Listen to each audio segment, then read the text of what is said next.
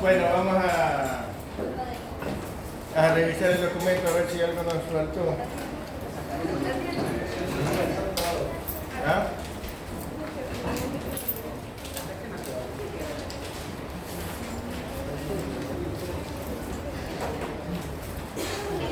A ver, ¿quién tiene buena voz? ¿Quién tiene buena voz? Elijan a alguien que tenga buena voz.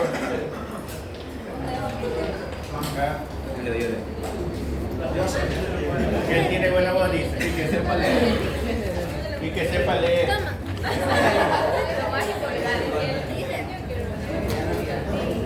Sí, se ve.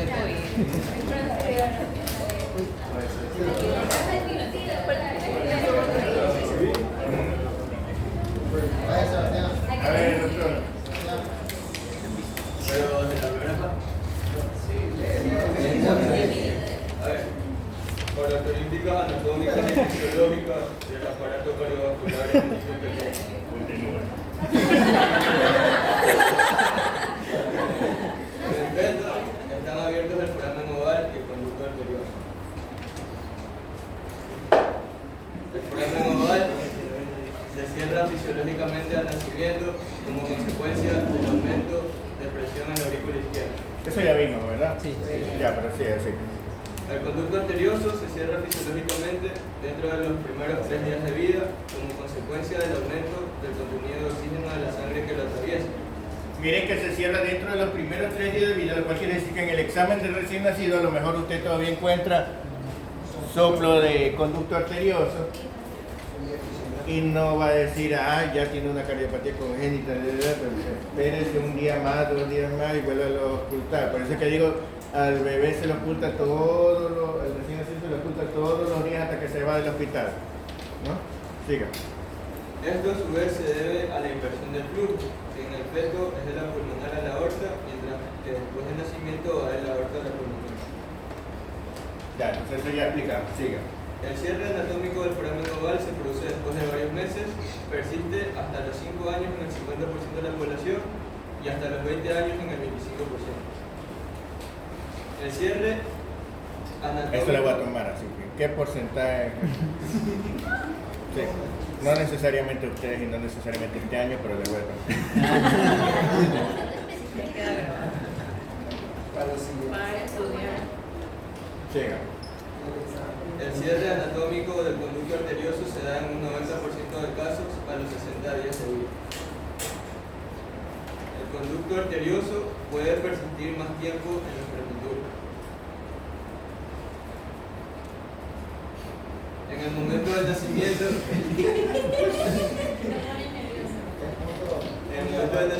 ventrículo derecho es más grande que el izquierdo. Al primer mes, las masas ventriculares derecha e izquierda son semejantes. A los 6 meses, la proporción de tamaño corazón izquierdo-derecho es igual a la del adulto. Entonces, si yo les pregunto, al primer mes, ¿cuál de los dos ventrículos tiene más presión? ¿Qué me contestan?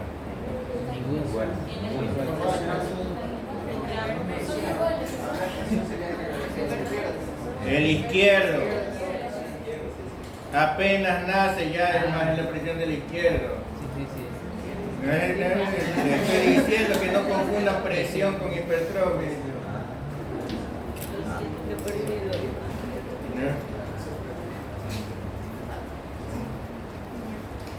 Diga.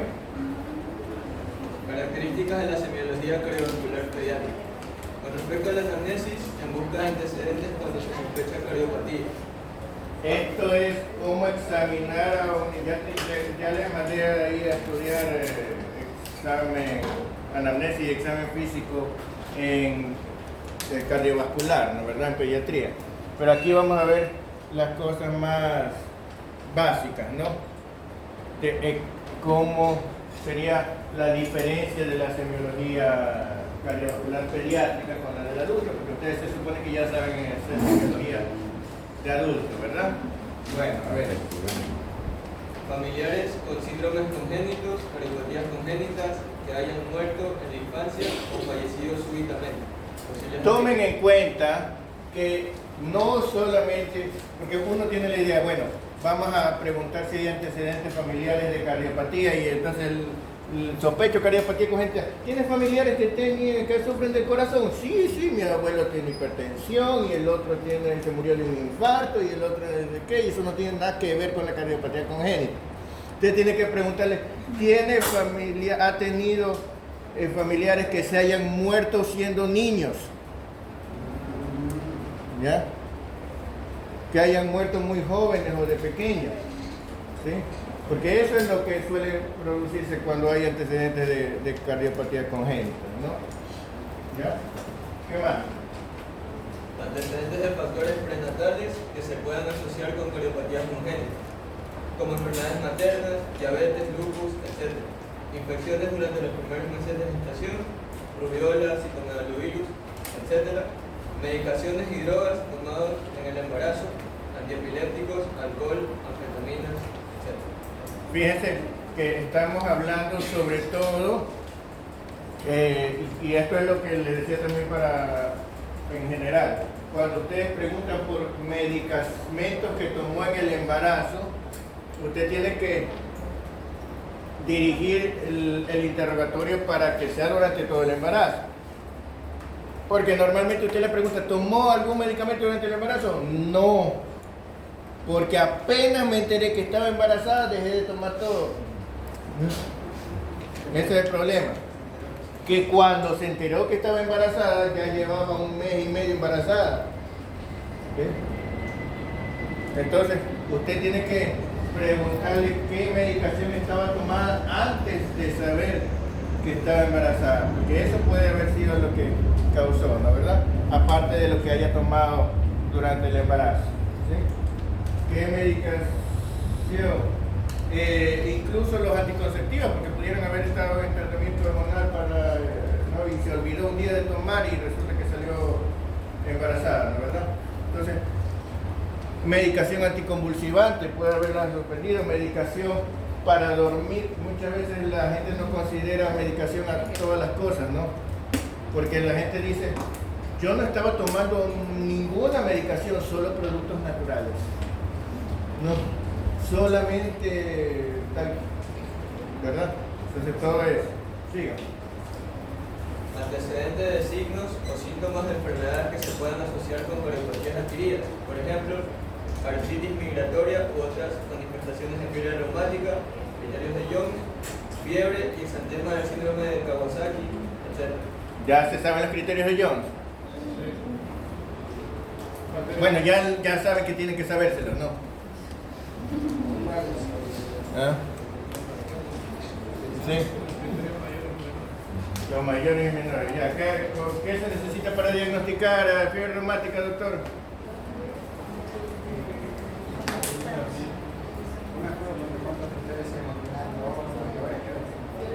Doctor.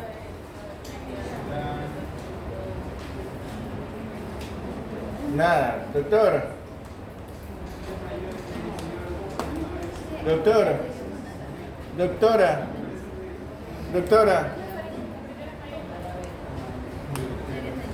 ¿Qué se necesita? Se necesita cumplir los criterios y tener antecedentes de infección estreptocócica, ¿no verdad? Cumplir los criterios significa que debe haber 2 criterios mayores o 1 mayor y 2 menores. Pero aparte de cumplir los criterios, se necesita evidencia de infección estreptocócica previa. O sea, tiene que haber tenido un cultivo de garganta que le diga estreptococo beta hemolítico grupo A, o tiene que tener un ácido positivo, ¿no? Un antiestreptolicina, algo que le diga hubo infección estreptocócica.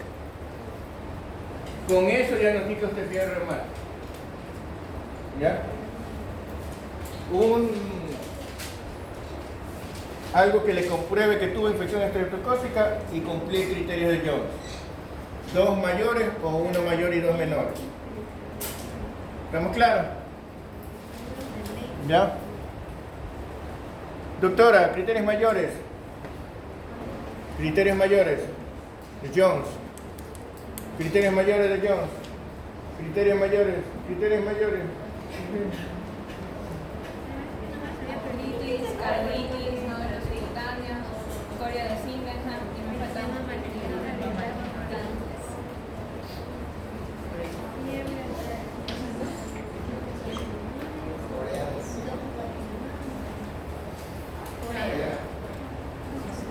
Una sílaba, dos sílabas, tres sílabas. Palabra trisílaba. No lleva tilde. No lleva tilde. Si esta fuera la acentuada, sería una palabra esdrújula. Todas las esdrújulas llevan tilde. Por lo tanto, no es esdrújula. Si fuera una palabra aguda, termina en A, llevaría tilde. No lleva tilde, por lo tanto tampoco es aguda. Es una palabra grave. Se dice Corea. Solo que no lleva mayúscula porque no es el país, sino minúscula. ¿Está claro? Perfecto. Corea. Que en este caso es Corea de... Muy bien. ¿Qué más? Carditis. Artritis. Nódulos subcutáneos, eritema marginado. Esos son los 5 criterios mayores, ¿no verdad? Pero, para que sea carditis, quiere decir que puede ser endocarditis, miocarditis, pericarditis o una combinación de ellas. Puede ser pancarditis, ¿no verdad? ¿Sí?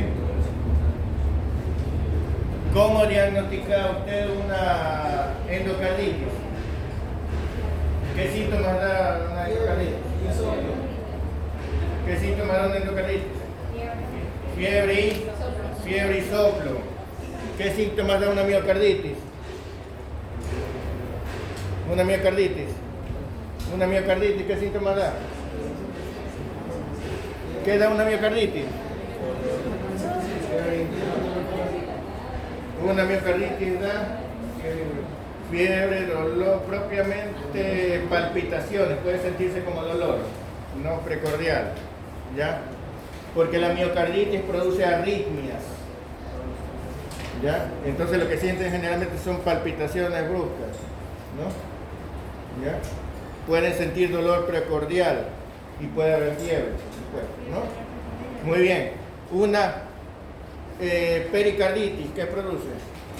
Fiebre y un frote pericárdico.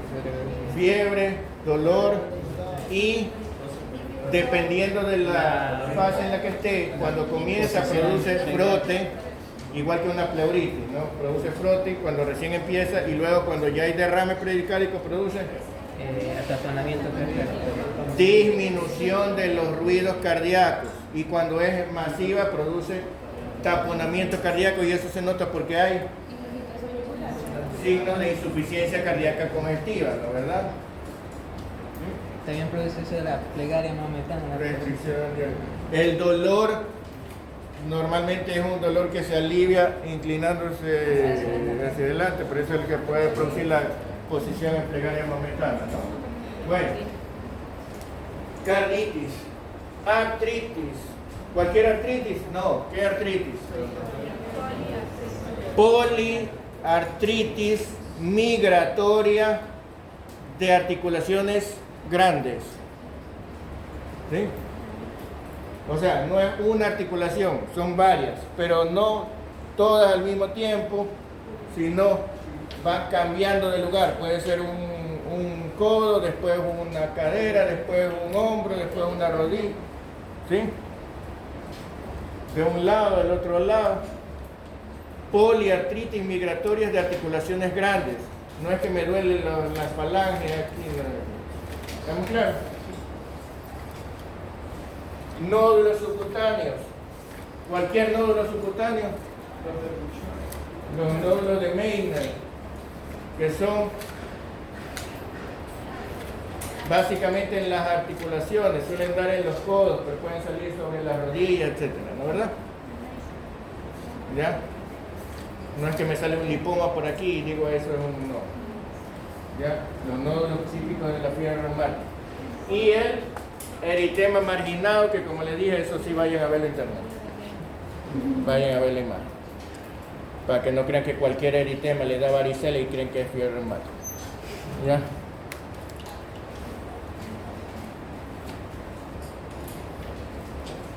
Esos son los mayores. ¿Y los menores?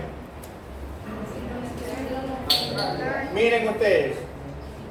En vez de carditis, algo menos grave, bloqueo auriculoventricular de primer grado, que se manifiesta como en el electro, por aumento del intervalo PR, ¿no verdad?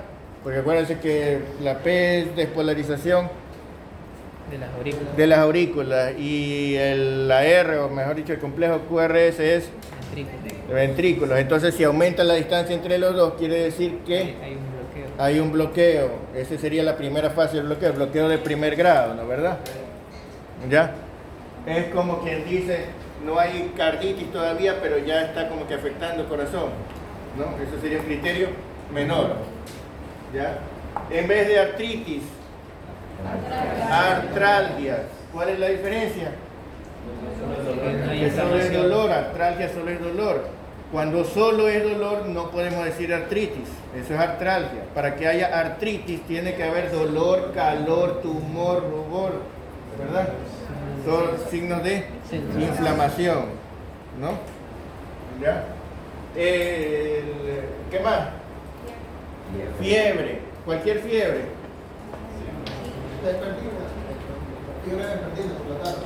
¿Y de cuánto? Ahí debe decir. ¿No buscaron? ¿Ya? Ya, pues, pero busque. ¿Qué dice? ¿Fiebre de cuánto? Mayor a 38.5. Muy bien. ¿Qué otra cosa? Evidencia de inflamación sistémica, lo cual puede darse por leucocitosis, PCR elevada, o sea, reactantes de fase aguda elevados, ¿no es verdad? Que implica que hay inflamación. ¿Sí? Y por último, el que se agregó al último, que fue un antecedente de fiebre reumática previa. O sea, ¿por qué se dio esto? Porque esos eran los criterios inicialmente, pero luego de diagnosticar fiebre reumática, el paciente mejoraba y le daba otro episodio y decía, pero otra vez voy a tener que cumplir todos los criterios, pero si ya sé que tuvo fiebre reumática. Entonces empezaron a discutir y quedaron en que el antecedente de ya haber tenido episodio de fiebre reumática quedó también como criterio menor. ¿Sí? ¿Ya? ¿Estamos claros? Para identificar eran dos mayores o un menor y dos mayores. No, pues si ya tiene los dos mayores, ya no necesita nada más. Dos menores sería como un mayor. O sea, dos mayores o uno menor y dos. ¿Cómo es uno mayor y dos menores? Dos menores. Dos mayores y dos menores. Que me confundo. Sí. Dos menores de la casa. Me hacen confundir. Ya, ¿está claro? ¿Alguna pregunta? ¿Quedó claro el diagnóstico de fiebre reumática? Sí, sí saben que es Corea, ¿verdad? ¿Ah? Movimientos normales. Si no, vayan a buscar ahí un video de alguien con Corea, ya.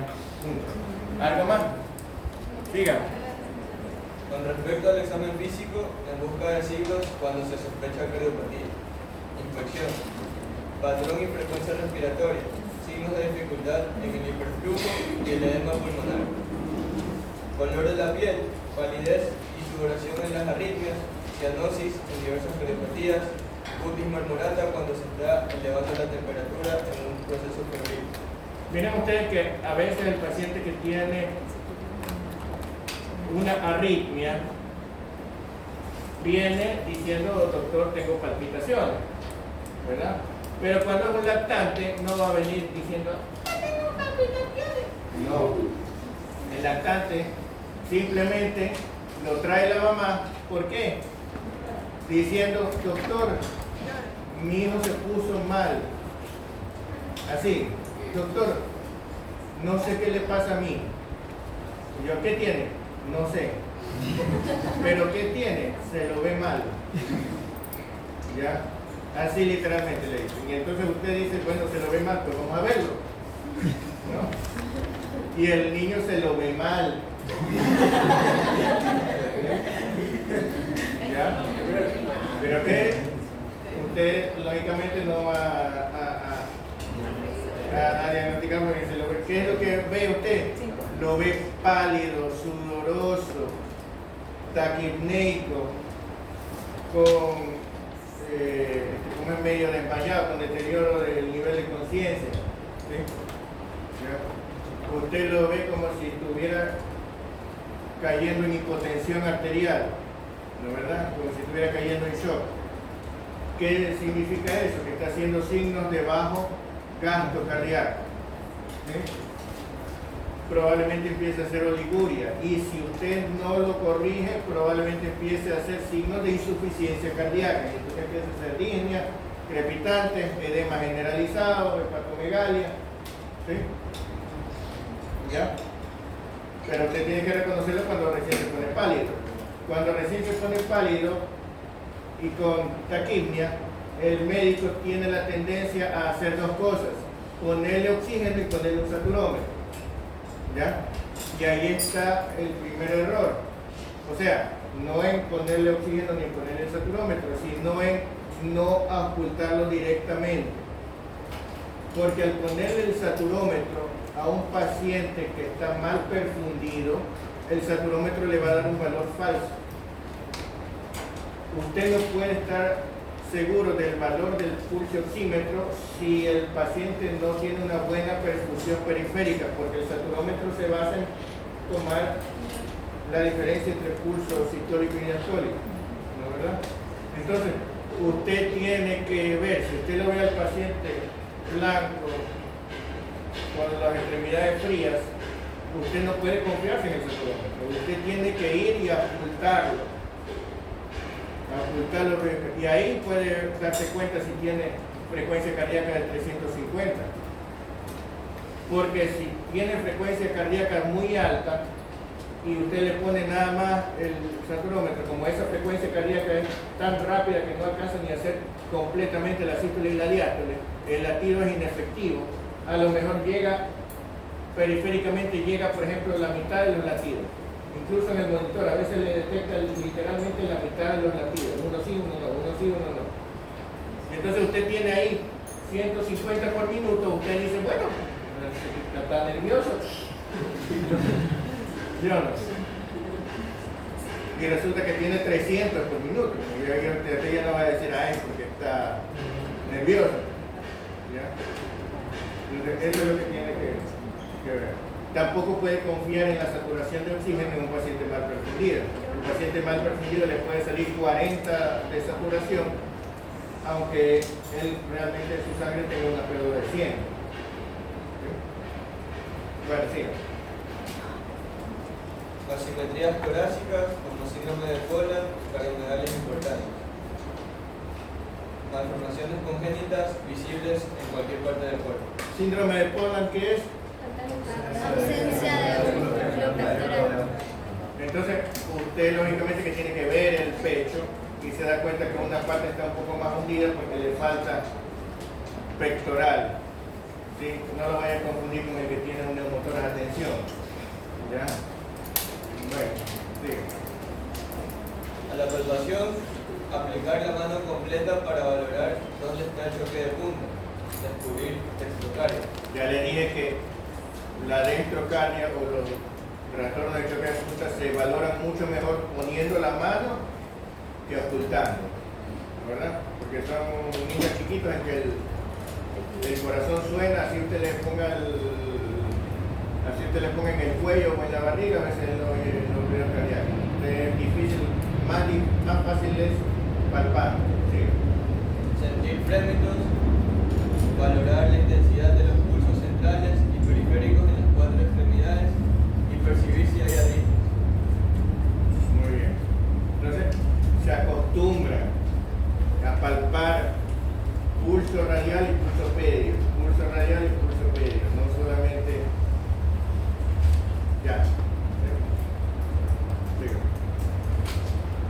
Buscar signos de la fobia para diferenciar panícula adiposo de edema. No crea que va a haber edematosis. ¿Ya? El paciente, he visto pacientes con edema generalizado, que el médico no se da cuenta que tiene edema generalizado, parece mentira. ¿Ya? Los lactantes son gorditos. Si el familiar muchas veces, como el familiar lo conoce, el familiar ve que está hinchado, pero para el familiar es tan evidente que está hinchado que no se lo dice a usted, porque dice, pues si lo está viendo. ¿Ya? Entonces el familiar no le dice que está hinchado y usted no lo conoce y cree que es gordito. ¿Ya? ¿Estamos claros? Por eso yo digo, gordito que ve, gordito que toca. ¿Está claro? ¿Ya? Gordito. Estoy hablando de... Estoy hablando de que tienen que... Pero usted lo ve, usted palpe la región pretibial y vea si hay fobia. No se confíe en que está segura que no hay edema. ¿Sí?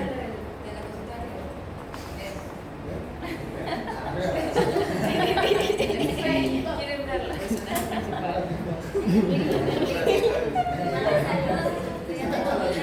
Experta en inspiración. Ya me van a hacer. Otra. Otra vez. Lo que viendo hasta de España me están llamando después de México, doctor. Lo vi en TikTok, me dice.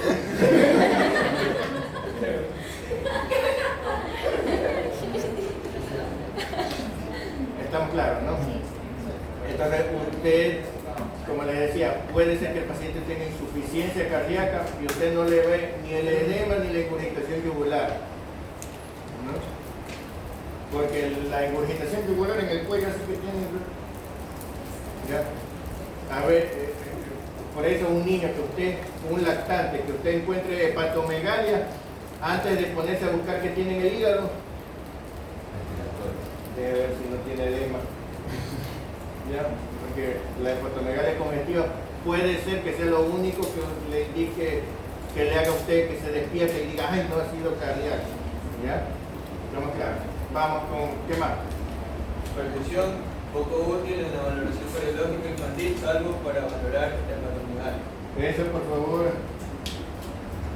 Eso le digo porque uno está acostumbrado así como que si uno estudia, ¿no? Si uno realmente estudió, entonces uno sabe que es infección, palpación, perfusión, ocultación. ¿Ya? Y quiere empezar a percutir corazón, créanme, no se engañen a sí mismos. ¿Sí? Ni en el adulto es fácil percutir corazón y darse cuenta peor en el niño, ni lo intente. ¿Ya? Lo único que va a hacer es ver lo que quiere ver. ¿Ya? Para tamaño del hígado, sí. ¿Ya? Sigue. Auscultación. Primero sin estetoscopio y luego con él. Valorar frecuencia cardíaca, ritmo, intensidad de los ritmos normales y agregados. Son.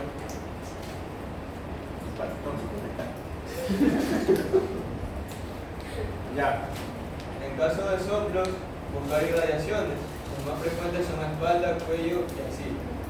Así que si usted encuentra un soplo aquí, no, porque normalmente tiene que escuchar aquí y acá, pero si encuentra un soplo aquí, también vea la espalda, vea la axila, vea la otra axila y vea el cuello y vea el otro cuello. No, es un solo cuello, ¿no? Vea algún lado y el otro lado del cuello. ¿Estamos claros? ¿Ya? Siga. Tomar la presión arterial y la saturación de oxígeno en miembros superiores e inferiores. Puede ser en cualquier caso que usted crea que pueda haber coartación aórtica, ¿no? Ya. En los recién nacidos y neonatos debe repetirse la auscultación por varios días, porque algunos soplos pueden aparecer o desaparecer cero. Acuérdense que estamos en una fase en que tanto el foramen oval como el conducto arterioso, si están cerrados solamente de forma fisiológica. Pueden volverse a abrir. ¿Ya? Entonces, no es nada raro que usted oculte un neonato un día y encuentre soplo, al otro día no encuentra soplo, al otro día lo vuelve a encontrar y se ponen a pelear entre los médicos. No, sí tenía, no tiene, no, sí tiene. ¿Ya? Puede cambiar. ¿Ya? Siga. Cianosis. La cianosis no debe confundirse con cutis marmoral. Eso siempre pasa, en los hospitales no sé por qué, por más que... Sí pueden distinguir una cianosis de una cutis marmorata, ¿verdad? Sí. Ya, muy bien, así me gusta, siga. Conviene recordar que la cianosis es la coloración azulada de piel y mucosas que depende de la concentración de carboxihemoglobina y no de la hipoglucemia, aunque suele estar asociada a esta última. Esto implica que un paciente con anemia difícilmente presentará cianosis, mientras que un paciente con policitemia mostrará cianosis muy fácilmente. Por eso les decía yo, cuando valoran el test de Apgar, cuando ven la coloración de la piel, ustedes le ponen 0 si está totalmente cianótico, pero también le ponen 0 si está pálido, ¿verdad? Porque el paciente que está anémico puede estar lleno de CO2 y no se lo ve cianótico, porque la cianosis no es por el CO2 ni por la falta de oxígeno, sino por la carboxihemoglobina. Tiene que haber CO2 y hemoglobina, ¿verdad? Sí. Para que exista cianosis de causa cardíaca pura, sin insuficiencia respiratoria, debe existir un cortocircuito de derecha a izquierda. Miren que estoy hablando de cómo la fisiopatología de la cianosis cardíaca, porque aparte de eso, si el paciente se está ahogando por la parte respiratoria puede tener cianosis, pero no le llega, digamos, no se elimina el CO2, se puede elevar la carboxihemoglobina, pero pulmón es otra cosa. Aquí cianosis cardíaca puede ser por 3 mecanismos, ¿no, verdad? Esto puede darse en las siguientes circunstancias. Cuando hay al mismo tiempo una comunicación, como comunicación interauricular, comunicación interventricular, persistencia del ducto arterioso o colaterales anormales entre la aorta o sus ramas y la arteria pulmonar o sus ramas. Como yo les decía, para que haya cianosis tiene que haber 7 ventrículos izquierdos. La cianosis es coloración en la piel, y a la piel, ¿cuáles arterias van? ¿Las de la pulmonar o la de la aorta? La de la aorta, ¿no, verdad? Entonces, tiene que por la aorta salir sangre venosa o mezclada, ¿no, verdad? Tiene que ir sangre con poca circulación. Para que eso suceda, puede ser por varios mecanismos. Puede ser que la sangre venosa que normalmente está aquí se va hacia la aorta, entonces tiene que ser un shunt derecha-izquierda, ¿no, verdad?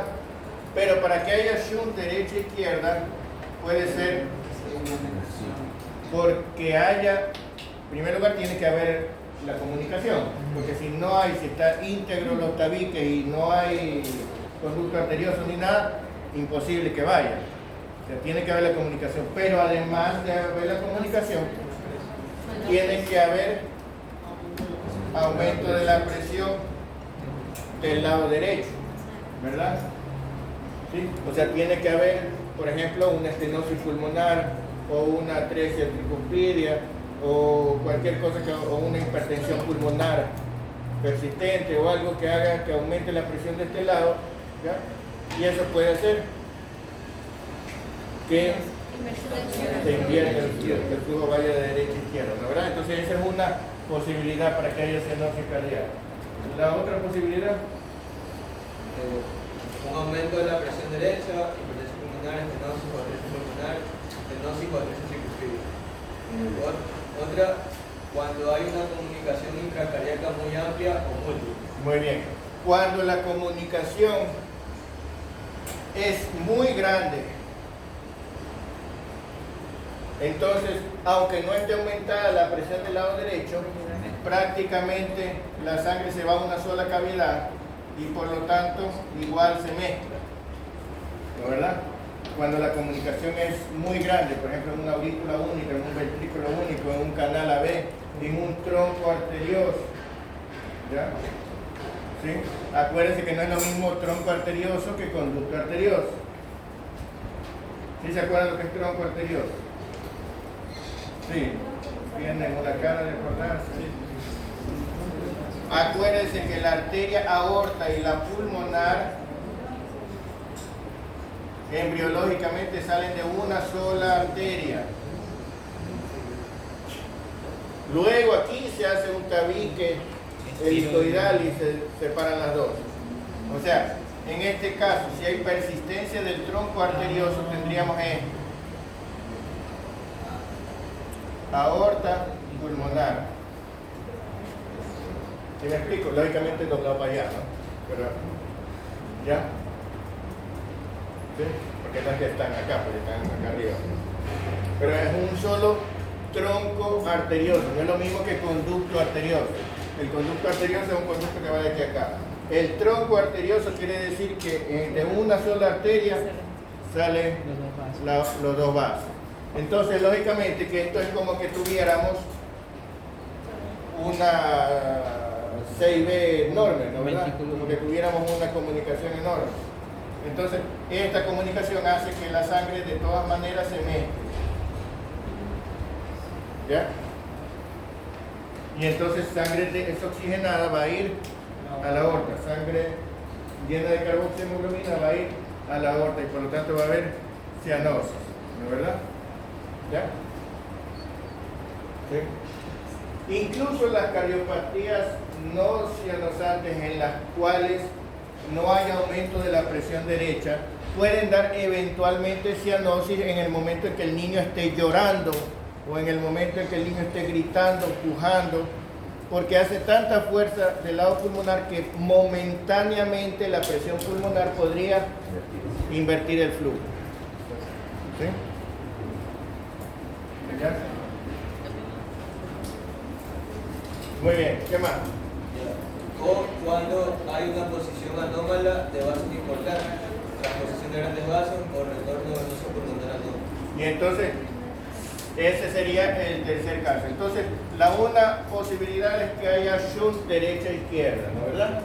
El shunt derecha-izquierda se puede dar porque hay comunicación más aumento de presión derecha o porque hay comunicación muy amplia, ¿no? Pero la otra posibilidad es que no haya shunt, pero los vasos estén al revés. Porque si de aquí está saliendo la pulmonar y de aquí está saliendo la aorta, pues la sangre venosa todita se va por la aorta. Por lo tanto hay cianosis. Más vale ahí se necesita una comunicación para que algo de oxígeno le llegue, ¿no? O si hay un retorno venoso pulmonar anómalo total, lo mismo, ¿verdad? ¿Sí? Porque para que sea compatible con la vida tiene que haber la comunicación derecha-izquierda. Muy bien, entonces los tres mecanismos serían, para que haya cianosis cardíaca, serían vasos traspuestos o comunicación entre izquierda y derecha con aumento de presión derecha o comunicación entre derecha e izquierda muy amplia. ¿Estamos claros? Comunicación de derecha a izquierda. Digamos, No sería bueno. siempre tiene que ser derecha e izquierda, ¿no verdad? Pero para que sea de derecha a izquierda tiene que ser o muy amplia o estar aumentada la presión derecha. ¿Sí? Porque si no, una comunicación simple me da flujo de izquierda a derecha. ¿Sí? Siga. Soplo. La intensidad del soplo no se correlaciona bien con la gravedad de la cardiopatía. Muchos soplos son funcionales, salvo casos particulares. No debe alarmarse al familiar más de lo necesario hasta haber completado el estudio. Mire que usted puede encontrar un soplo, encuentra por ejemplo un soplo en un neonato, ¿ya? Cuando usted encuentra un soplo en un neonato, primero estúdielo, ¿sí? Antes de decirle, porque imagínese que usted le ausculta al neonato, el recién nacido, está la mamá y usted lo ausculta y usted está así feliz, vamos a ocultar a su niño, qué bonito que está su niño. Usted sabe en el momento en que le tiene puesto el estetoscopio sobre el corazón, que usted ponga esta cara. La mamá es... ¿Ya? Va a tener 2 pacientes cardíacos ahí. ¿Ya? Y peor si después de eso usted dice, no es nada. Pero le vamos a hacer un examen del corazón. ¿Ya? Pero es algo grave. No. O sea, probablemente no. Lo más seguro que no tenga nada. ¿Ya?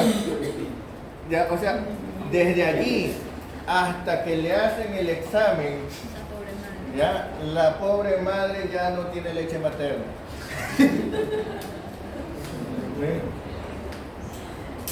¿Ya?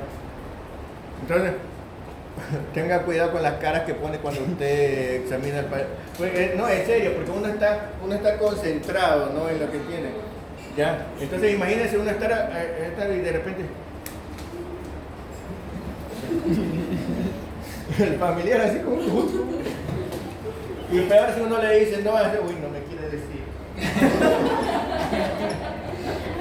¿Ya? ¿Se dan cuenta, no? Entonces uno tiene que tener mucho cuidado como ¿ya? Bueno, sigamos. Para recordar el significado fisiopatológico de los soplos, se usa la mnemotecnia dice CIDE. En los focos superiores, Ahora deben haber estudiado ustedes, ¿no, verdad? No, pues no digan que no, nunca le dijeron eso. Diastólico, insuficiencia, sistólico, estenosis. No. ¿Qué es eso? ¿Por qué me engañan? Yo estudié esto en el colegio.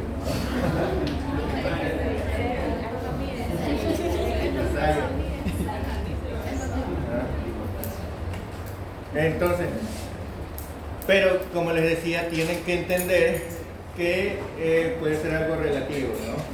¿Ya? O sea, no necesariamente una verdadera estenosis, no necesariamente una verdadera insuficiencia. Sigue. En los focos superiores, aórtico y pulmonar, los soplos diastólicos corresponden a insuficiencia y los sistólicos a estenosis. Mientras que en los focos inferiores, mitral y tricuspidio, los soplos sistólicos significan insuficiencia y los diastólicos estenosis. Nomás acuérdense que es dice CIDE, pero van a decir CIDE, dice cuál es arriba.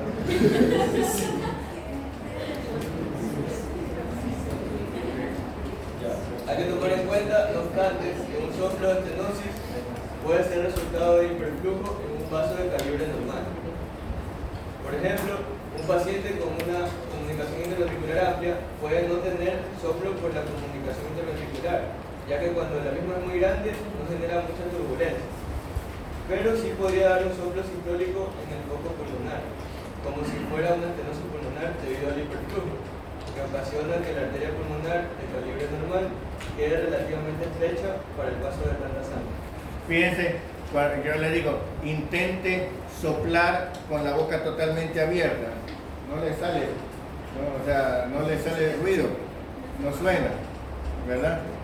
Porque lo mismo pasa cuando hay un defecto muy grande, puede ser que no haya soplo o que el soplo sea muy bajito. Entonces, eso significa que no puede usted confiarse en la intensidad del soplo para detectar la gravedad de la cardiopatía, ¿no, verdad? Usted no puede confiarse en eso. Puede ser que el defecto sea muy amplio y el soplo no se sienta tan amplio. Y ya les decía, en las 6B grandes, les pongo el ejemplo de 6B porque es la cardiopatía más frecuente que hay, la congénita más frecuente que hay. Claro, la congénita más frecuente que hay y que suele dar síntomas, porque realmente la más frecuente es realmente la cardiopatía congénita más frecuente es la válvula aórtica bicúspide, ¿no? Esa es realmente la más frecuente. Lo que pasa es que la aorta bicúspide generalmente no da síntomas, ¿no? Entonces, la que realmente vemos más es la CIB. Depende cómo lo Entonces usted me pone es la CIB si no tomamos en cuenta a la ya. Pero eso nada más como tal, o sea, en la práctica es la CIB la más frecuente, ¿no? Ya. Ya. O sea, eso le digo porque es muy frecuente que usted le haga el ecocardiograma a un paciente y le digan, tiene valva aórtica bicúspide y usted no va a decir, ¿no? O sea, lo más probable es que eso no sea nada, que no le esté causando nada, ¿no? ¿Ya? Eventualmente podría causar algo de insuficiencia aórtica, pero generalmente no produce casi nada. Ajá. Bueno, entonces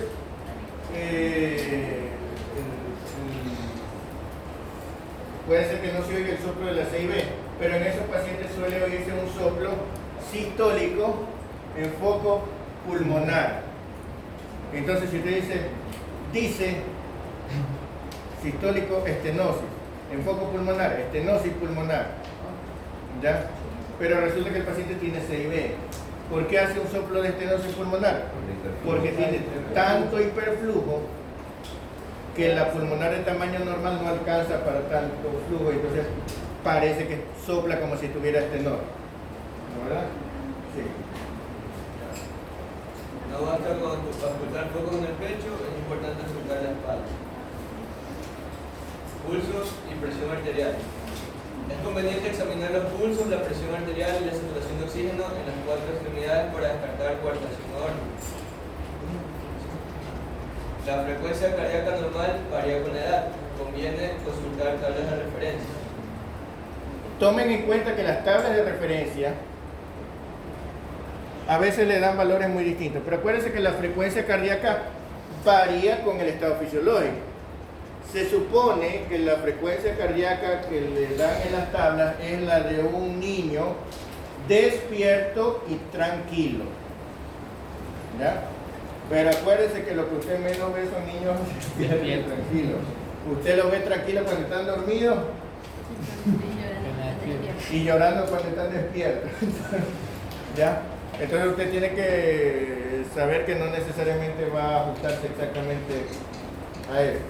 Pero, lógicamente, que si usted encuentra una frecuencia cardíaca de 400, no va a decir que es porque está nervioso. ¿Ya? Entonces, tampoco así. Siga. La presión arterial normal varía con la edad. La fórmula para calcular en niños la presión arterial sistólica es edad en años por 2 más 80. Y para la diastólica se calcula 2/3 de la sistólica. Muy bien. Entonces, imagínense un niño de 5 años, ¿cuánto tendría de presión sistólica?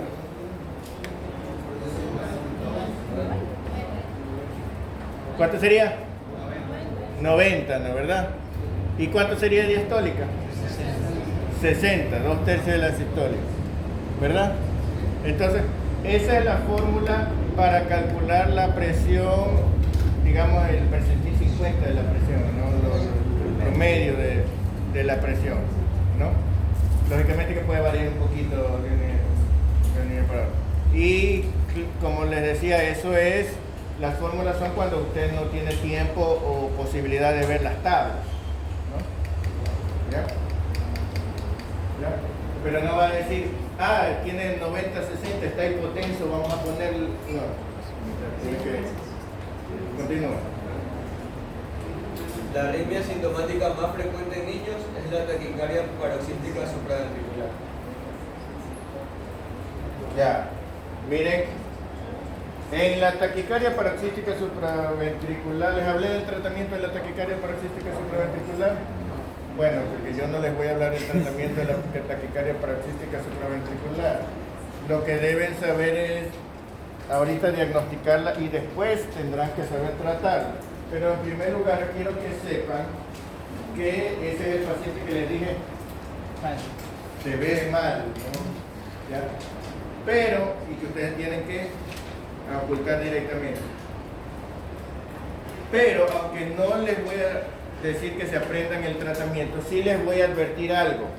Cuando estudien el tratamiento de la taquicardia paroxística supraventricular, estudienlo bien, no lo estudien medio, porque la mayoría de la gente lo estudia más o menos, y estudiarlo más o menos no sirve para nada, le pueden hacer daño, ¿sí?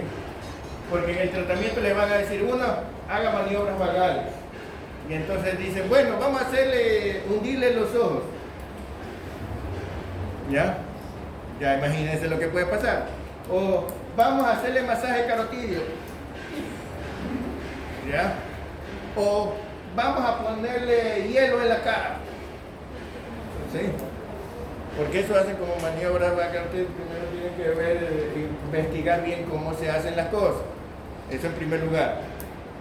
No le sale con desprendimiento de retina o con muertos o quemada la cara o algo que quién sabe qué, ¿ya? Eso en primer lugar. Y después le dicen, y si eso no funciona, adenosina. Y usted lo único que ve es adenosina vía de administración intravenosa y la dosis. Eso es lo único que ve la gente, porque lamentablemente la farmacología del médico no llega más, ¿no? O sea, no recuerdo muchos médicos que se sepan las interacciones medicamentosas y la... No. Se saben es dosis usual y vía de administración a lo mucho, y eso es lo que saben. Pero con la adenosina no pueden hacer eso.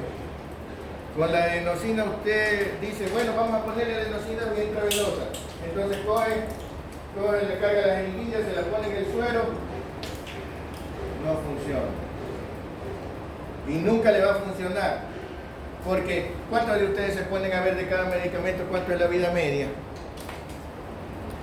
¿Saben cuánto es la vida media de la adenosina? ¿Ah?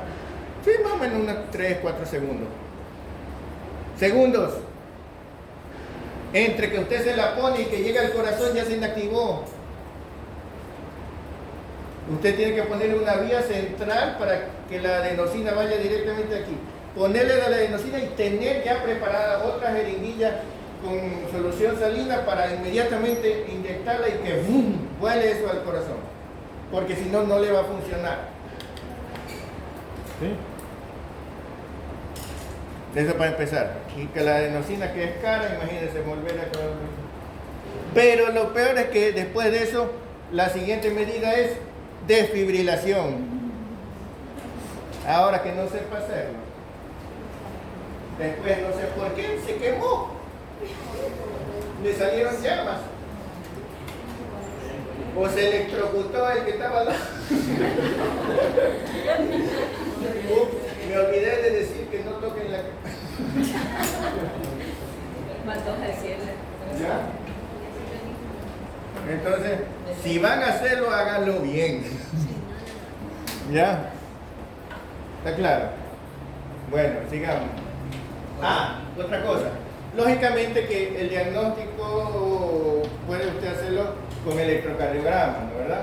Pero después de que ya salió de la crisis de taquicardia paroxística, usted tiene que hacer otro electrocardiograma, tiene que estarlo monitorizando para tener el trazado después de que sale. ¿Por qué? Porque el paciente puede tener un síndrome de Wolff-Parkinson-White o cualquier otro síndrome de reentrada o cualquier otra cosa, cualquier otra alteración en el electrocardiograma que usted no la va a ver durante la taquicardia. Porque es un trazado tan rápido que usted no alcanza a ver realmente cuánto es el espacio, si hay una desviación de esto, del otro, si hay una onda delta, si hay algo, ¿no? Entonces usted tiene que revisar el electrocardiograma ya después de que sale, porque a lo mejor ahí encuentra la causa de por qué hizo esa taquicardia. Ya, siga. Otros signos a buscar. Cuando se sospecha una malformación cardíaca congénita, hay que buscar otras malformaciones asociadas para descartar síndrome congénito. Examinar forma del cráneo, línea de implantación de cabello, forma e inflamación de orejas, ojos, distancia, dirección, epicanto, coloboma, color, tamaño, desviación. Casi como recién nacido, ¿no? Siempre que usted encuentra una malformación congénita, y esto es sería malformación congénita, usted tiene que buscar otra. Porque una malformación congénita, si algo lo tocó siendo embrión, pudo haber causado otras cosas. O sea, usted no se puede confiar porque a lo mejor tiene un solo riñón o a lo mejor tiene cualquier otra cosa y usted no se da cuenta. Tiene que buscar más. Sí.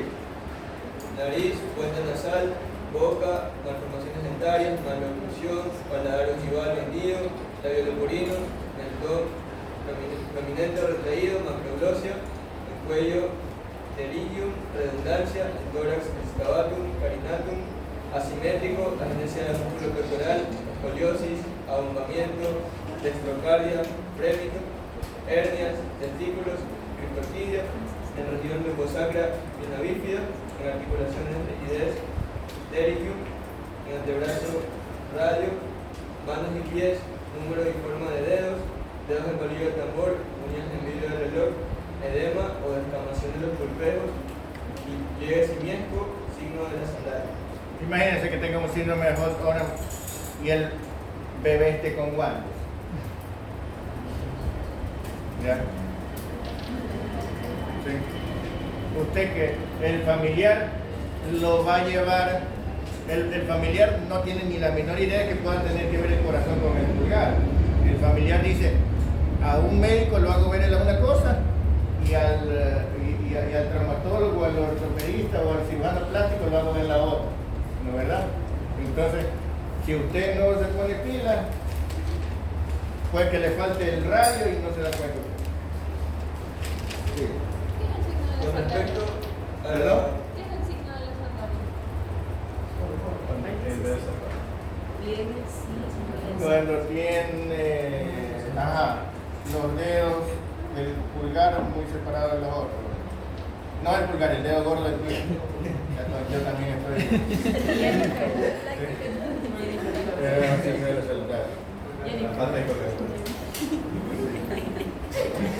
Bien, bien.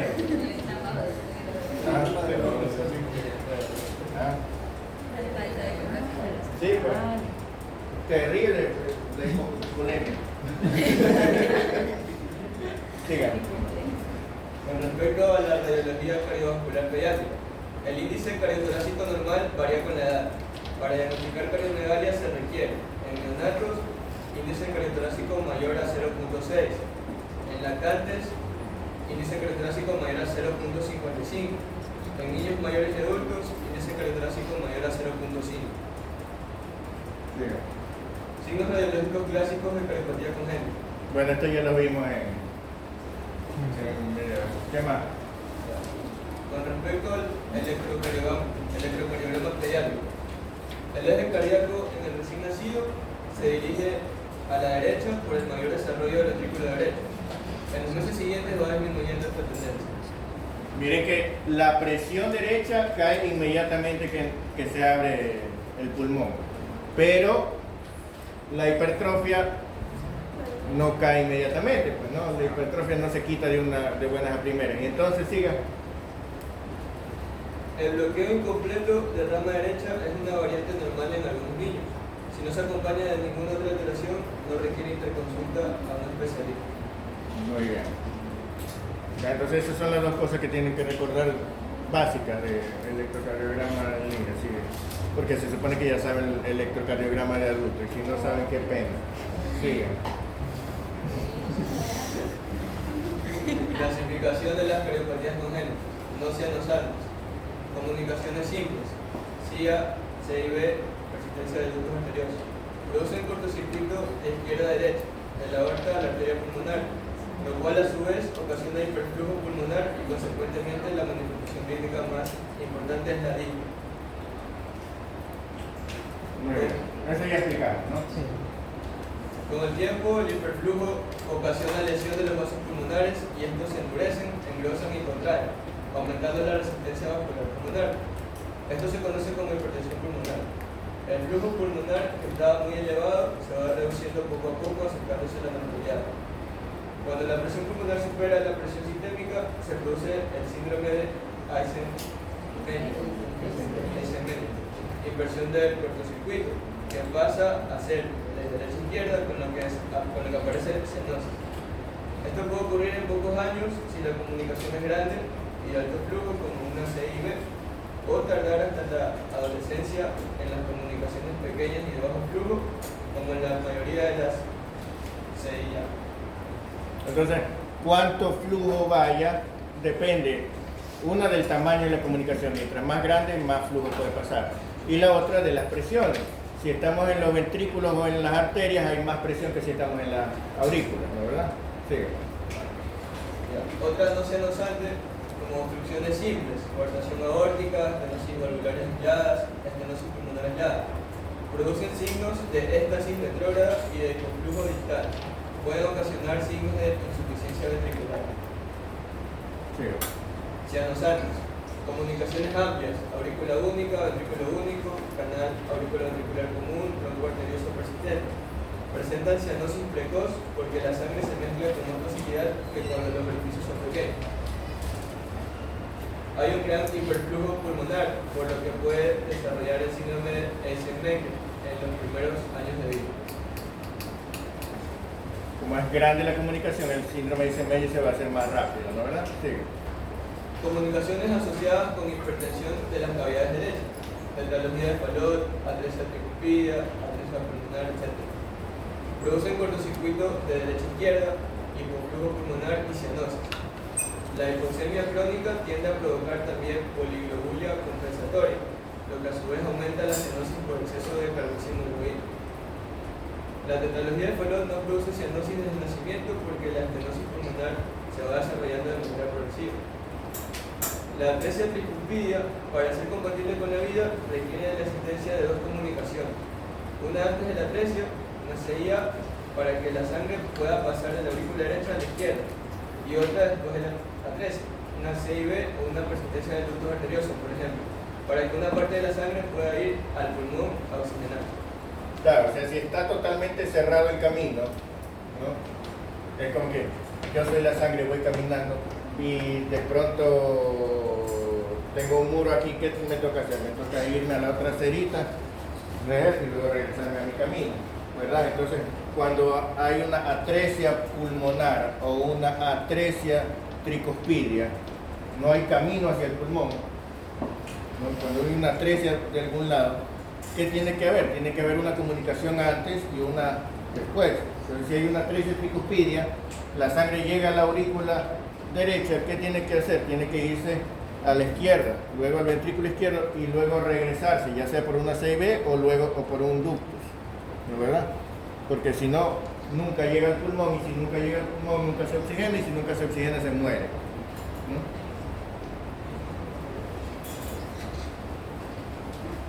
Transposiciones y retornos anómalos. Transposición de grandes vasos, retorno venoso pulmonar anómalo.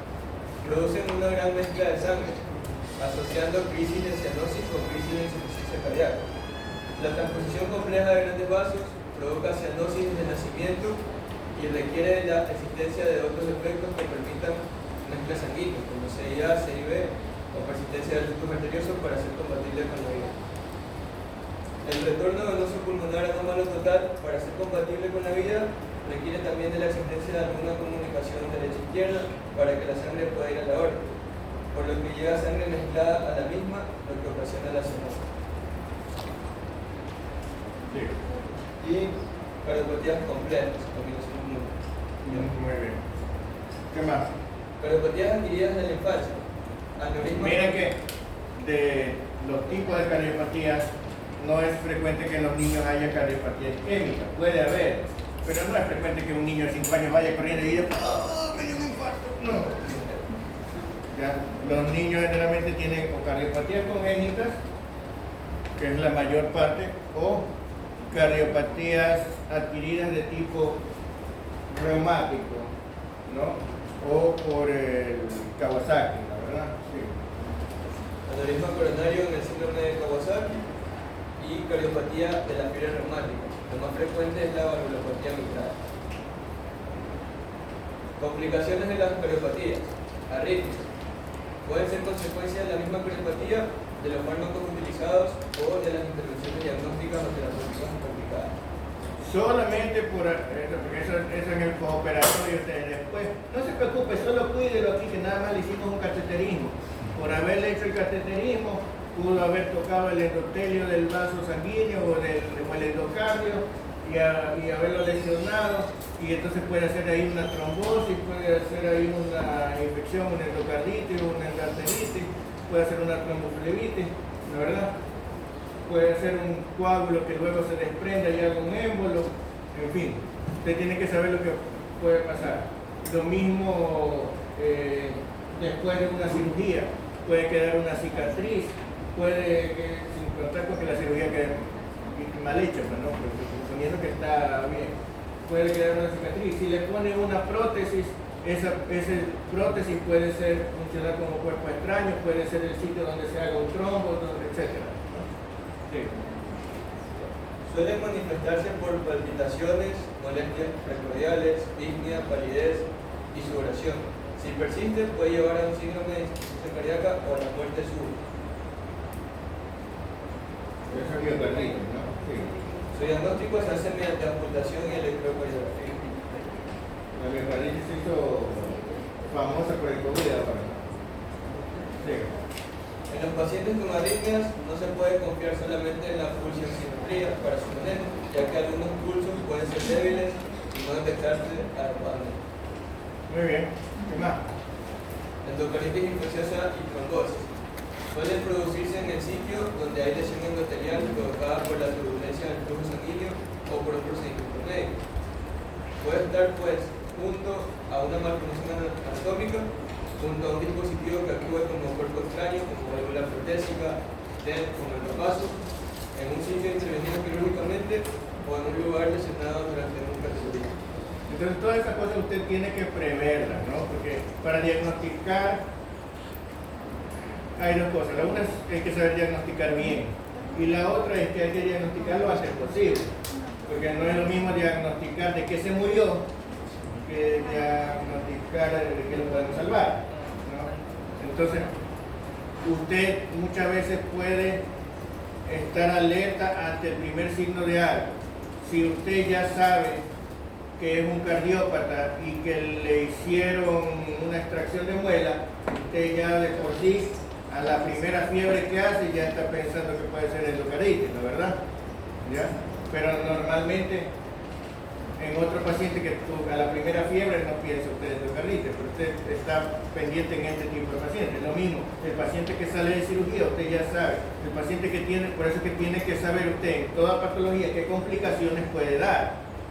O sea, qué sé yo sé que la hidrocefalia me puede conducir a un síndrome de secreción inadecuada de hormona tiroidea. Entonces yo tengo un paciente con hidrocefalia, se baja el sodio, yo ya de por sí yo ya estoy pensando que puede ser dilucional, ¿no es verdad? Yo estoy alerta a eso. Yo tengo un paciente con cardiopatía, entonces yo estoy alerta. Si tiene fiebre puede ser endocarditis. Si tiene, qué sé yo, signos de necrosis de algo, puede ser una trombosis que hizo por algo. Si tiene disnea puede ser, ya, entonces eso, continúa. La endocarditis infecciosa provoca reacción sistémica, fiebre, leucocitosis. La trombosis pura no produce esta reacción. Muy bien. Sí. La trombosis a su vez puede complicarse con embolia pulmonar, sistémica o paradójica, y esto generar isquemias o infartos en lugares donde se detiene el coágulo. Sí saben lo que es embolia paradójica, ¿verdad? Acuérdense que son pacientes con cardiopatía congénita. Entonces, lo normal es el típico paciente con fractura de cadera, por ejemplo, que tiene se le hace un trombo en la poplitea. ¿Ese trombo a dónde viaja? Pues viaja por la cava inferior, aurícula derecha, ventrícula derecha, y termina siendo una embolia pulmonar, ¿verdad? Siempre acabará en el pulmón. Pero si ese paciente tiene una comunicación interventricular, interauricular, entonces ese trombo puede irse al lado izquierdo y terminar haciendo un accidente cerebrovascular o cualquier otra trombosis. Eso es lo que se llama embolia paradójica, ¿no? Sí. Otra complicación, neumonías recurrentes. son más frecuentes en las cardiopatías con hiperflujo pulmonar o con insuficiencia cardíaca debido a esta pulmonar. Los infiltrados pulmonares se deben diferenciar de los provocados por edema o por hiperflujo. Deben sospecharse en los cardiópatas que desarrollan tos y fiebre. Muy bien. A ver, alguien más que lea para que ya descanse este caballero.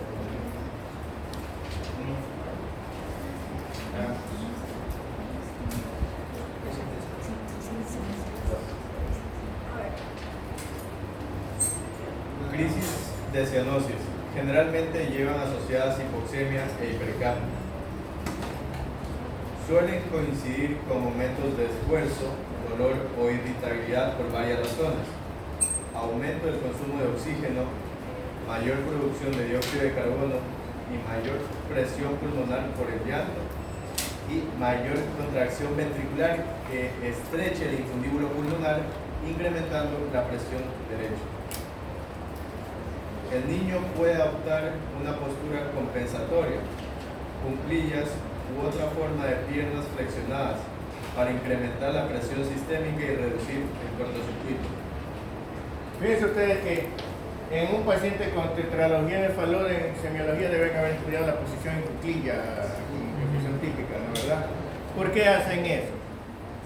Porque la cianosis se produce por el cortocircuito de derecha a izquierda, y el cortocircuito es de derecha a izquierda porque es mayor la presión derecha.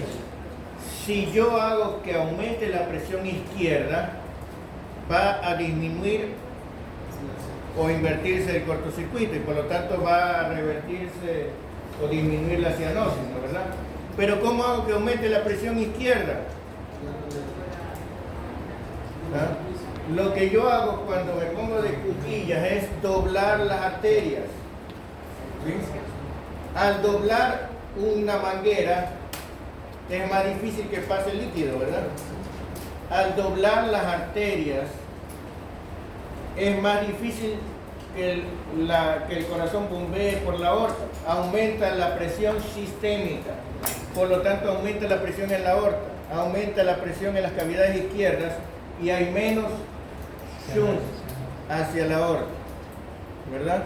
A veces incluso espontáneamente los niños aprenden a ponerse ellos solitos a hacer. Y si es un lactante con una crisis de cianosis, el médico mismo coge y le dobla los brazos y las piernas, ¿sí?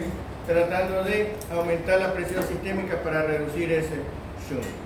Pero además, ¿cuál sería el tratamiento? Ponerle oxígeno, ¿no es verdad?